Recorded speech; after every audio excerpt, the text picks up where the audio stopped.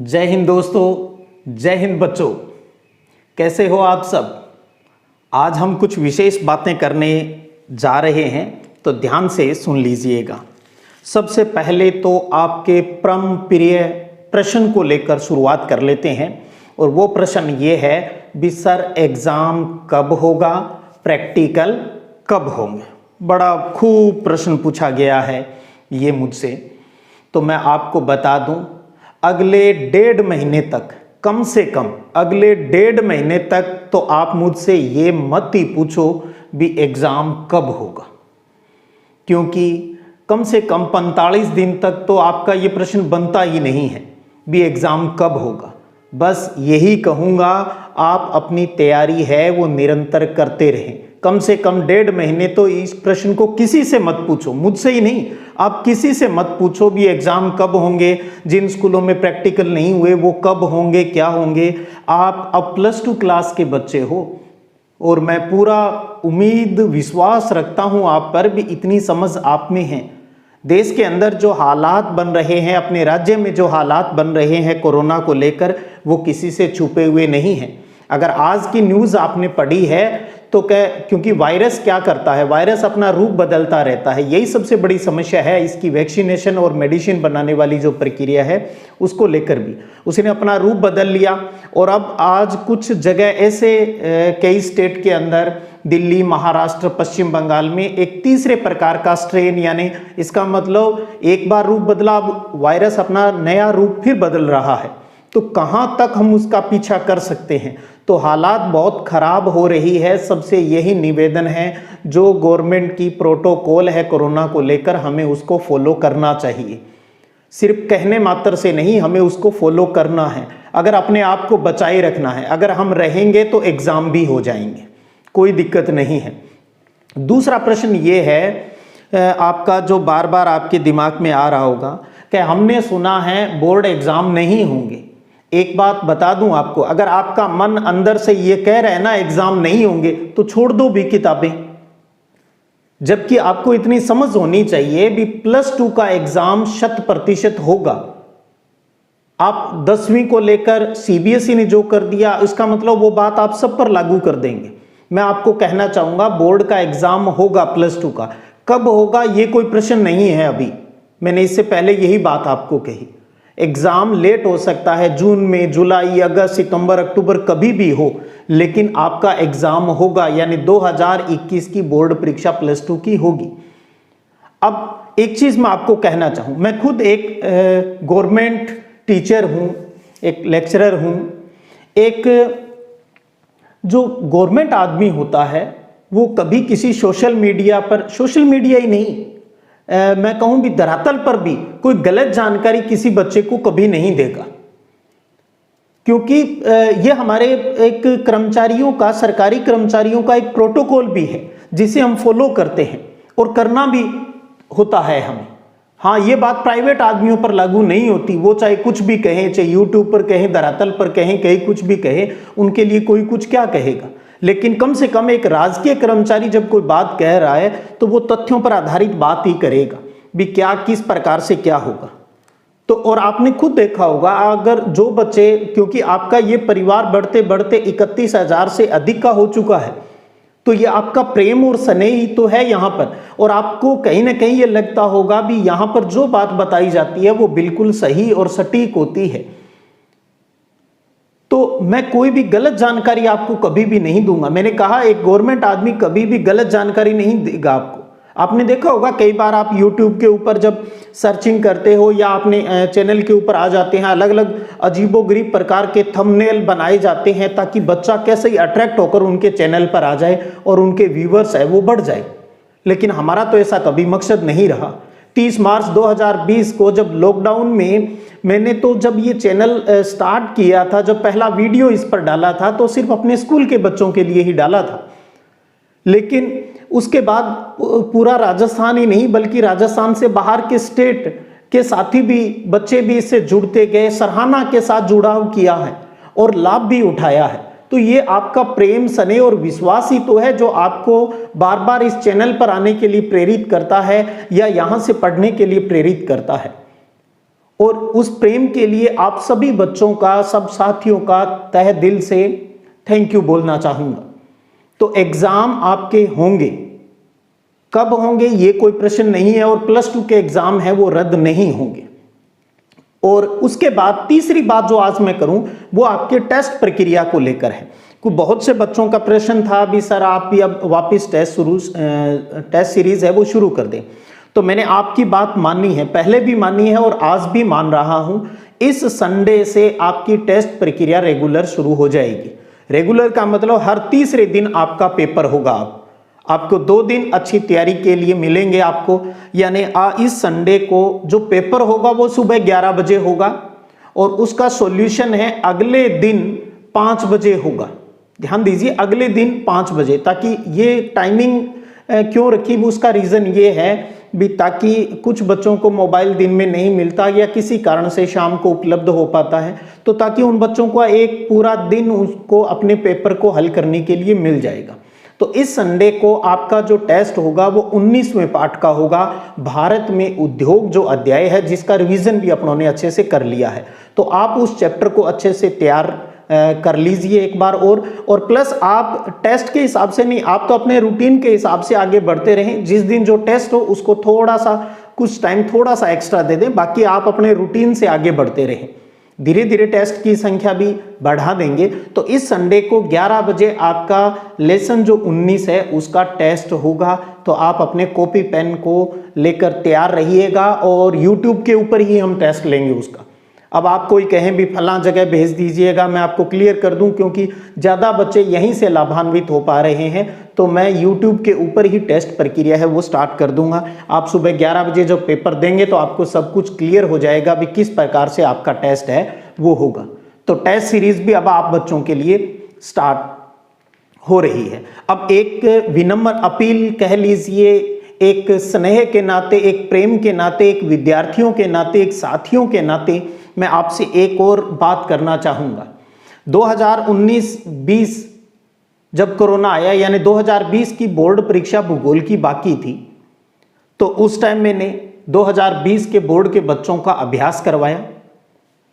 School नहीं खुले तो 2020-21 यानी 2021 की बोर्ड परीक्षा के लिए आप सब बच्चे हमारे साथ जुड़े और आपने लाभ उठाते हुए आज इस दिन तक, यानी एक कॉन्फिडेंस के साथ आप ये कह सकते हो भी मेरी तैयारी बहुत अच्छी है।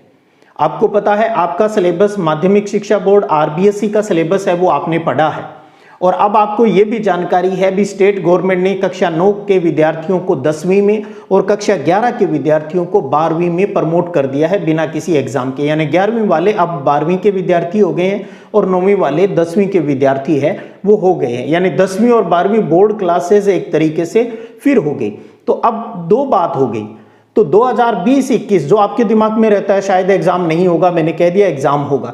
तो 2021 के आप हो जो पुराने सिलेबस पर हो, और 2021-22 जिनका 2022 में बोर्ड का एग्जाम होगा 10वीं और 12वीं का। तो अब एक तरीके से 2 क्लास है, 2 ही 10वीं के सेशन हो गए और 2 ही 12वीं के हो गए। समझिएगा मैं जो आपको बताना चाह रहा हूं। तो एक चीज, अब आपका चैनल, आपका ये परिवार अब उन बच्चों के लिए भी जो वीडियो क्लासेस है वो शुरू कर रहा है।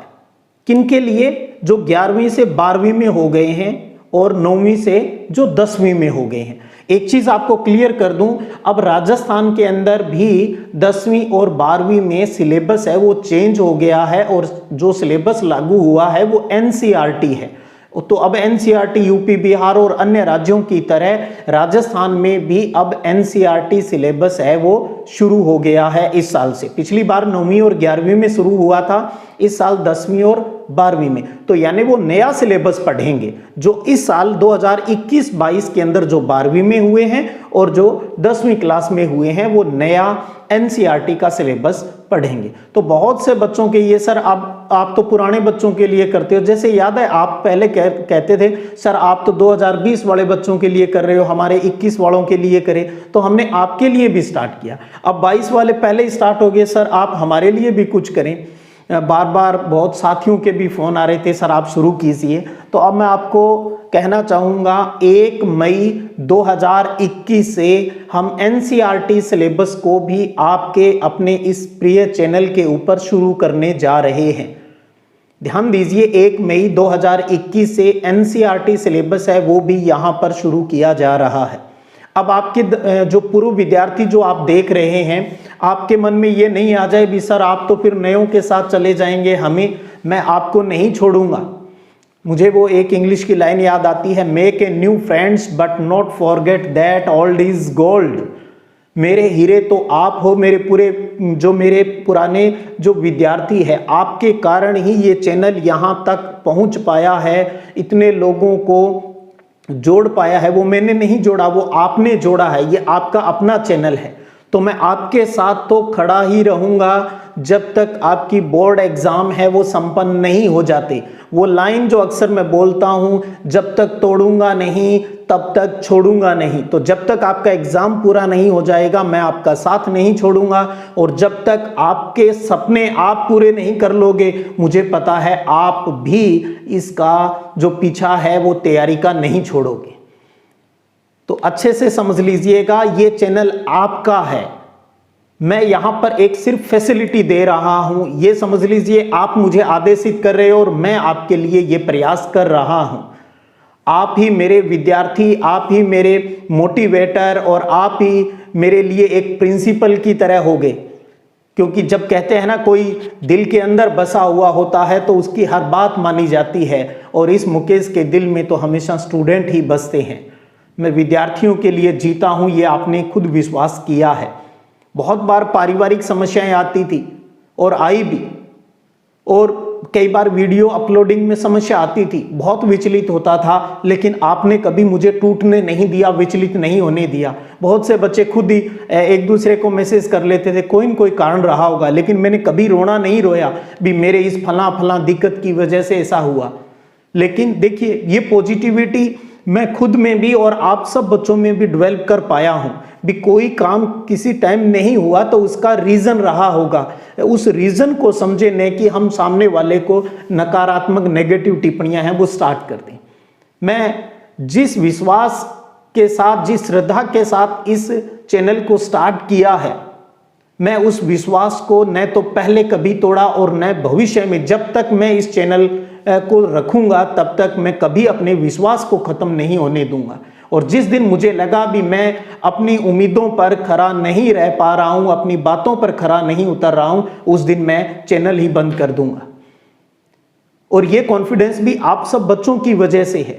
आज मैं आपके सामने ये बात कह रहा हूं भी मैं अब ये कर रहा हूं, तो मैंने आपको ही ये क्यों कहा? मैंने आज पहली बार ये बात सिर्फ आपको बताई है। अभी तक मैंने किसी और, मतलब मेरे टेक्निकल टीम को भी नहीं पता भी हाँ ये चीज स्टार्ट हो रही है क्या। मैंने अपनी प्लानिंग उस हिसाब से सारी कर रखी है,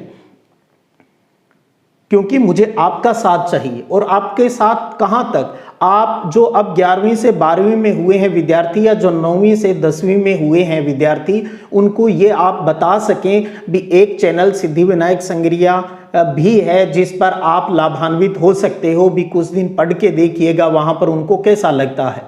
हाँ, उनको अच्छा लगे या बुरा लगे वो फैसला वो खुद कर सकते हैं भी इस चैनल के साथ रहना चाहते हैं या नहीं रहना चाहते। मेरा उद्देश्य कभी ये नहीं है भी हाँ मेरे बहुत सब्सक्राइबर बढ़े, व्यूवर्स हैं वो बढ़े। मेरा ये उद्देश्य है जो बच्चे मेरे से जुड़े हुए हैं वो लाभान्वित हो और मैं उनके विश्वास को कभी कम नहीं होने दूँ। बस इस आशा और विश्वास के साथ मैं अपना काम है वो कंटिन्यूअस करता हूँ और करूँगा और करता रहूँगा। किसी प्रकार की कोई नेगेटिविटी न कभी मैं खुद के अंदर रखता हूं, न कभी मैंने मेरे विद्यार्थियों में होने दी है। अब बात यह है भी एनसीईआरटी में मैं क्या शुरू करने जा रहा हूं। एनसीईआरटी कक्षा 12 की एक तो ज्योग्राफी, इसके साथ साथ मेरा पूरा प्रयास है भी हिस्ट्री की क्लास भी इस बार एनसीईआरटी की रेगुलर है वो स्टार्ट कर दूं। मेरे साथी हैं श्रीमती गायत्री जी स्वामी, वो हिस्ट्री की क्लासेस हैं वो नियमित यहाँ स्टार्ट करेंगे।